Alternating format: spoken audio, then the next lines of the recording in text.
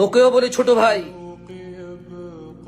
যে মেয়েকে তার বাবা কখনো কাজ করে নাই, মা কখনো কাজ করে নাই, শুধু তোকে ভালো লাগছে, তোর সুন্দর সুন্দর কথা ভালো লাগছে, নিজ গর্ভধারিণী মা যার পায়ের নিচে ওর জান্নাত, মাকে লাঞ্ছিত করে যে মেয়ে তোর জন্য চলে আসছে, যদি একটু থেকে একটু বেশ কম হয় ছোট ভাই আমার, অথবা তুই যে রোমান্টিক কথা বলিস, তুই যে সুন্দর সুন্দর কথা বলিস, আচ্ছা ও তোর সাথে গেছে কেন বলতে পারিস ছোট ভাই?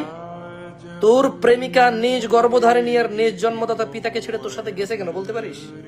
কারণ তোর ওর সাথে কথা বলার সুযোগ হয়েছিল, সুযোগ হওয়ার পর তুই ওকে কবিতা, গল্প, গান, নানা কথা শুনাইছস, যেখানে সে তার গর্ভধারিণী মার জন্মদাতা পিতাকে তুচ্ছ মনে করে তোর কথাকে প্রাধান্য দিছে, কারণ তোর কথা তার সুন্দর লাগে।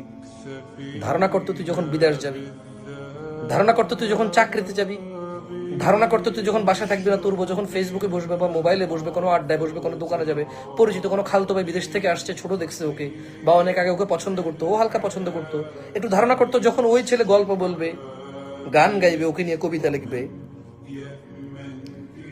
তোর বউ যদি গর্ভধারিণী মা আর জন্মদাতা পিতাকে তোর কবিতা আর গান শুনে চলে আসতে পারে, ধারণা কর তোকে যেতে কি লাগবে।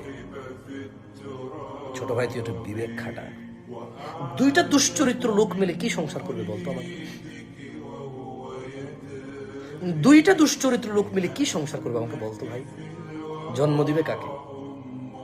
কোন সন্তানকে জন্ম দিবে? দুইটা দুশ্চরিত্র লোক, তাও আবার পরিবারবিহীন। দুইটা লোক একত্রিত হয়েছে দুইটা পরিবারকে মানে ধ্বংস করে, দুইটা পরিবারের বদদোয়া নিয়ে দুইটা লোক একত্রিত হচ্ছে।